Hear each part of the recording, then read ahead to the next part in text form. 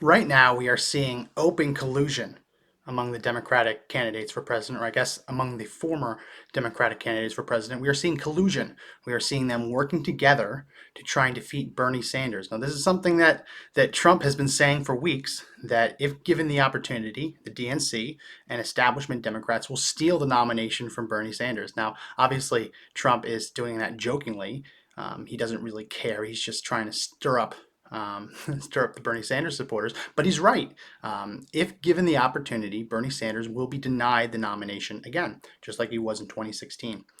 But this is really remarkable because we had the South Carolina primary on Saturday, and then we had 2 whole days, and then today, Tuesday, is Super Tuesday, right? So very rarely do you see candidates drop out in between South Carolina and Super Tuesday because money really isn't an issue. They don't have to worry about money. They've already qualified for all of these states. There's really no reason to drop out unless you're doing it to try and affect the race in a different way, right? So when people think that when candidates realize they can't win, dropping out before Super Tuesday could give the candidate that they want more of their votes and stop the candidate that they don't want. What's interesting, though, is that Democrats for years have been fighting for early voting. So most of the ballots in these Super Tuesday states have already come in. So for a candidate like Pete Buttigieg or Amy Klobuchar to drop out the day or 2 days before Super Tuesday doesn't change the fact that they've already gotten tens of thousands of votes. But it's interesting, right? We talked about this in an earlier video that Pete Buttigieg accidentally called the wrong phone number to leave a message, thinking it was Joe Biden's phone number, saying that he wanted to talk through the plans that his campaign had. And then you had Klobuchar drop out, and the same day she dropped out, she was up on stage with Joe Biden endorsing him for president. It's interesting to watch because you're going to see the Democrats start to circle the wagons around Joe Biden, which is hilarious because he is by far their weakest candidate, circling the wagons around him because they are so terrified of Bernie Sanders winning. And you're going to see people like Buttigieg, who just a couple weeks ago were on stage and they were asked, "Do you oppose a socialist on the ticket?" He didn't raise his hand. Only Klobuchar did. Buttigieg didn't raise his hand. Now you're going to see them all of a sudden start to come out and help Biden. But the most interesting endorsement for Biden came yesterday, and it came from Robert Francis Beto O'Rourke, the failed presidential candidate who didn't even make it to Iowa. Now, Beto O'Rourke is, I call him Beto. I shouldn't, it's not his real name. I don't want to, but I'll call him Beto anyway because Robert Francis is a little bit more to say. Beto tried to save his campaign when it was failing by becoming the most radical candidate the left had for gun control. Beto has had promised, he's in no position really to do anything, but more on that in a little bit. Beto had promised to enact pretty much every radical gun control proposal that the left has ever dreamed up. And he was brutally honest. He was so honest that Democrats were getting uncomfortable that he was starting to give away the secrets that they didn't want people to know about. Beto O'Rourke actually said that he supported police going door to door to confiscate Americans' firearms. Now, he tried to walk that back a bit when he realized just how radical a statement that was. But he still supported mandatory buybacks. Now, what does it mean when the government mandates that you sell them something? Now, first of all, the term buyback is ridiculous. Buyback, that word insinuates that the government owned it to begin with, right? To buy something back is to take something back that you previously owned. The government didn't own your guns. The government didn't own your rights. Those are natural rights endowed upon you by your creator, which apparently Joe Biden forgot that part of the Declaration of Independence, but these are unalienable rights. So you cannot give back something that was never the government's to begin with. But anyway, a mandatory gun buyback saying that everyone who owns X, Y, and Z firearms must sell them back to the government for pennies on the dollar, that's not a buyback, that's confiscation. Because the whole point of it being mandatory is if you don't do it, there are consequences, and then they will take them by force. So a mandatory gun buyback is confiscation. But that was Beto's whole thing. And he was honest. He was brutally honest on stage when they asked, "Are you going to try and take people's guns away?" Beto said, "Hell yes, we're going to take people's guns away." And you could see Democrats like cringing because, yeah, sure, this is what they've wanted to do for years, but no one's really been so desperate to save a failing political campaign that they're willing to say the unspeakable truth that gun confiscation is the ultimate goal. Anyway, Beto O'Rourke was at Joe Biden's rally yesterday in Texas, and Joe Biden brought Beto on stage. Beto gave his little spiel, and Joe Biden presented Beto O'Rourke as the person who's going to spearhead his gun control policy for his campaign. Now that's pretty terrifying because Beto O'Rourke went from the nobody politician who really had no power to do anything. He's not even in Congress anymore. He's a private citizen. So when he said he was going to take away your guns, until he became president as a candidate, he had no power to do anything, right? Other than skateboard in a Whataburger parking lot at 11 p.m. Um, but now that he is a part of the Biden campaign, not just endorsing him, but a part of the Biden campaign to be spearheading the gun control policy, the real question is how much of Beto's radical policy ideas are going to move over into the Biden camp. Is he going to support mandatory confiscations? Biden has already kind of insinuated that he wanted mandatory buybacks or some buybacks. He supports an assault weapons ban, which is a bit of a misnomer because so you see, Democrats love to talk about the assault weapons ban. They love to point to the ban that was in place in 1994. But that bill in 1994 only banned a few dozen firearms by name. The bill that they're pushing today not only bans those few dozen, but it increases the number of banned firearms by name to over 200, right? And it makes it harder to have what they call a copycat gun. It increases the number of prohibited characteristics in their bill. So when they say assault weapons, they're trying to usher back to the age of the 1994 crime bill, the assault weapons ban. But what they actually mean is that they want to ban a wide swath of guns that Americans, millions of Americans own, right? The assault weapon ban, as they present it, would ban handguns. It would ban any handgun with a threaded barrel. Now, I personally own a handgun with a threaded barrel because I legally own a suppressor. So that would be an assault weapon. That's crazy, right? These are handguns. These are guns that the Supreme Court has already said are supposed to be protected under the Second Amendment, the right to own a handgun. Now, these proponents of the assault weapons ban, Beto O'Rourke and now Joe Biden, are coming in and say, well, I don't think you should be able to own those handguns either. So is that on the table now? Probably. Um, it's it's telling. So you think that Joe Biden would want to come out of South Carolina and be this moderating influence. He's going against Bernie Sanders.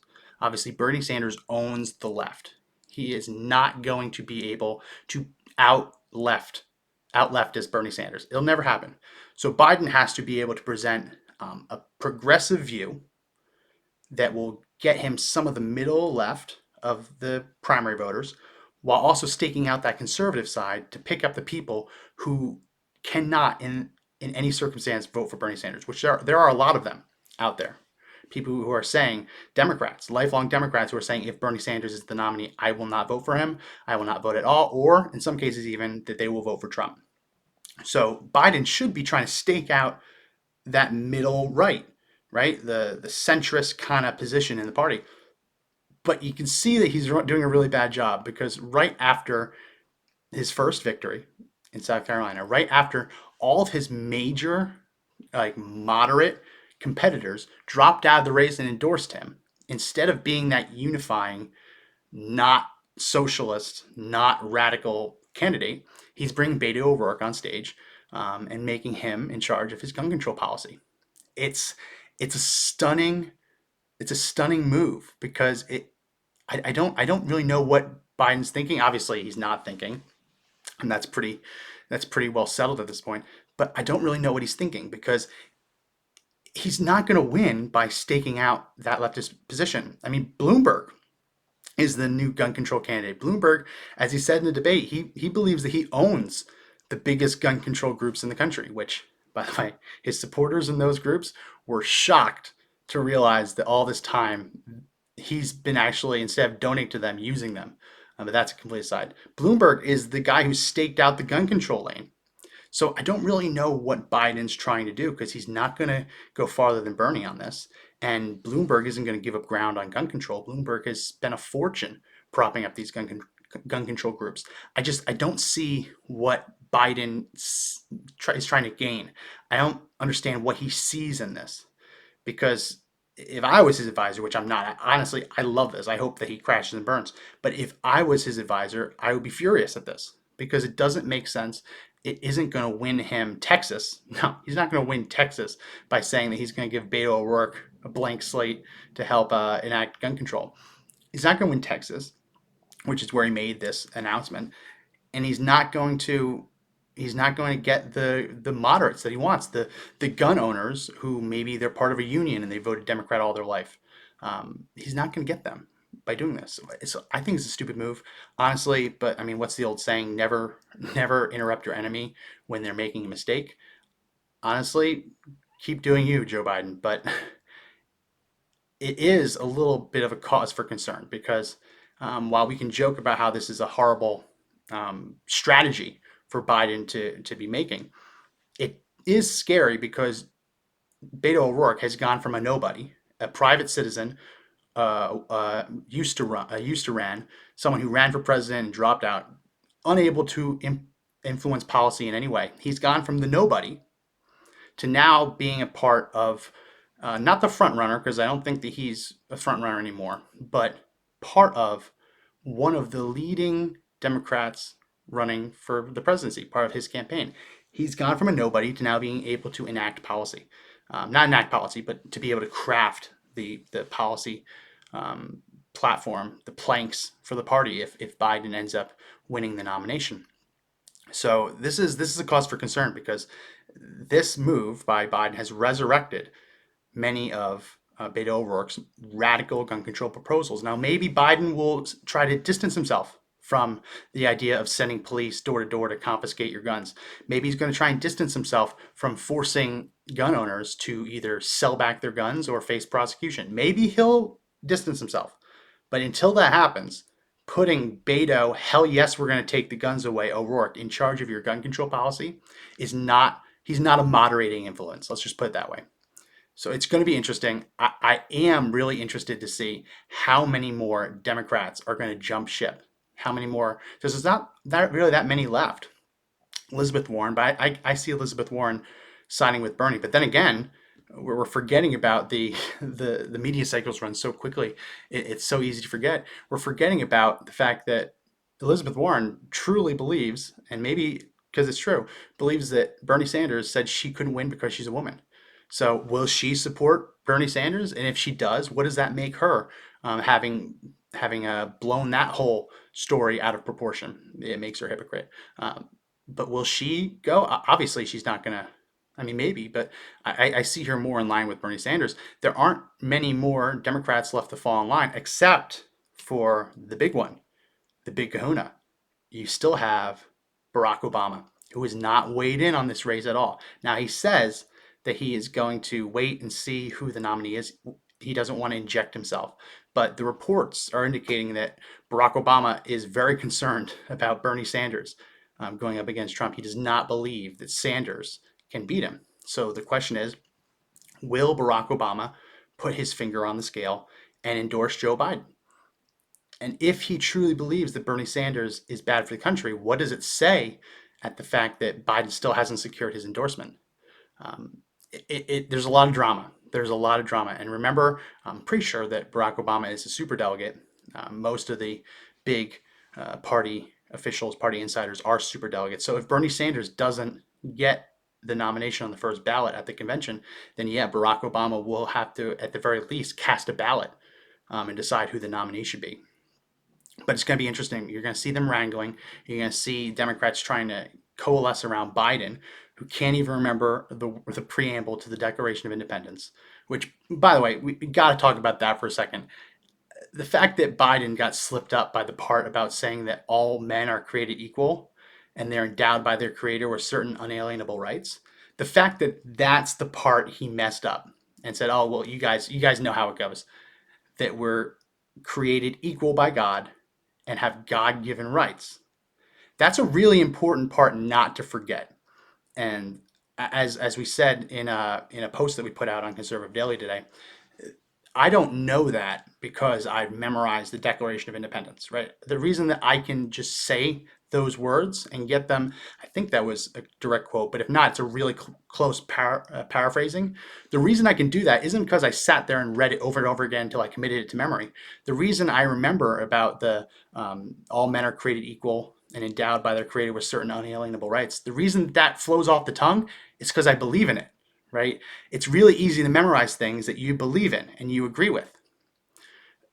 I don't know what the excuse is for not knowing that all men are created equal and endowed by their creator with certain unalienable rights. I don't know what the excuse is for not knowing that. I don't know how you can believe that wholeheartedly and not remember that and at least be able to put through some paraphrasing of it, paraphrase version of it. I think that part of the reason that Biden got slipped up is he tried to be politically correct about it. If you listen to the tape, listen to the video, he starts by saying all men and women, right? So when he tried to be a little bit politically correct by saying men and women, which, whatever, when you say all men are equal, it's generally understood that you're talking about all mankind. You're talking about humans. You're not, in today's day and age, you're not just talking about men. Um, I think that's part of the reason why he got slipped up because he said all men and women are created equal. But it was pretty sad to watch, and you're going to see a lot more of these flubs come out. Um, you're going to see a lot more of it. And honestly, I'm excited about it because every day that Joe Biden gives us one of these Joeisms, yeah, you can laugh at it, um, but they become attack ads, right? What does it say about Joe Biden that he doesn't remember the words of the Declaration of Independence that say all men are equal and have unalienable rights? It writes itself. So we're gonna keep watching this. We're gonna try and do a live stream tonight of the of at least the early returns for Super Tuesday, and do some picture-in-picture, react to CNN. CNN's so much fun. React to CNN's coverage, and kind of jump in and out as they're saying nonsense. So we're gonna do that tonight because tonight's a big day.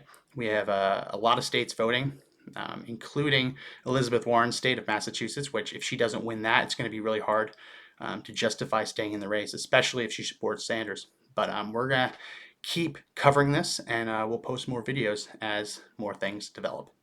So if you like this content and you want to hear more of it, please make sure that you press the subscribe button and also hit the bell button so that you receive notifications when new videos go live.